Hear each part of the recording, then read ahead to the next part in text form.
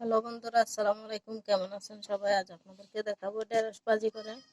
তার জন্য আমি এখানে ঢেঁড়স কেটে নিয়েছি, মরিচ কুচি করে নিয়েছি, পেঁয়াজ কুচি করে নিয়েছি। এখন আমি এটা বসিয়ে দিব, চুলায় কড়াই বসিয়ে দিব। এখন আমি চুলায় কড়াই বসিয়ে দিয়ে এখন সেখানে তেল দিয়ে দিব, পরিমাণ মতো তেল দিয়ে নিচ্ছি। এখন আমি চুলায় কড়াই বসিয়ে তেল দিচ্ছিলাম, সেখানে পেঁয়াজ কুচিগুলো দিয়ে দিব। এখন পেঁয়াজগুলো একটু ভালোভাবে নেড়ে ছেড়ে দিব।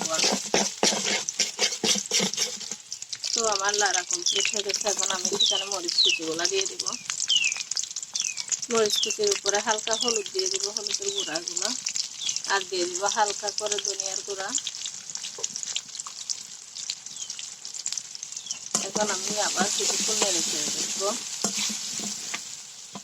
স্বাদ মতো লবণ দিয়ে দিব। এখন আমি এই ভাজিগুলা দিয়ে দিব। এখানে ঢেঁড়স কুচি করে করে কেটে রাখছি আমি, সেগুলা দিয়ে দিব। আমি দিয়ে নিচ্ছি সেগুলা। এখন ঢেঁড়সগুলা ভালোভাবে নেড়ে মশলাগুলোর সাথে মিক্স করে দিব।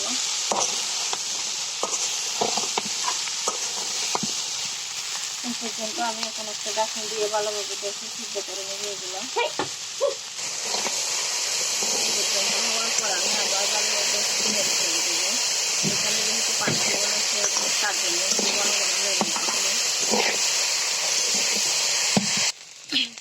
এখন এই পর্যন্ত আমি আবার একটু ভালোভাবে নেড়ে ছেড়ে দিয়ে এখানে তো নামিয়ে নিতে হবে। হয়ে গেছে।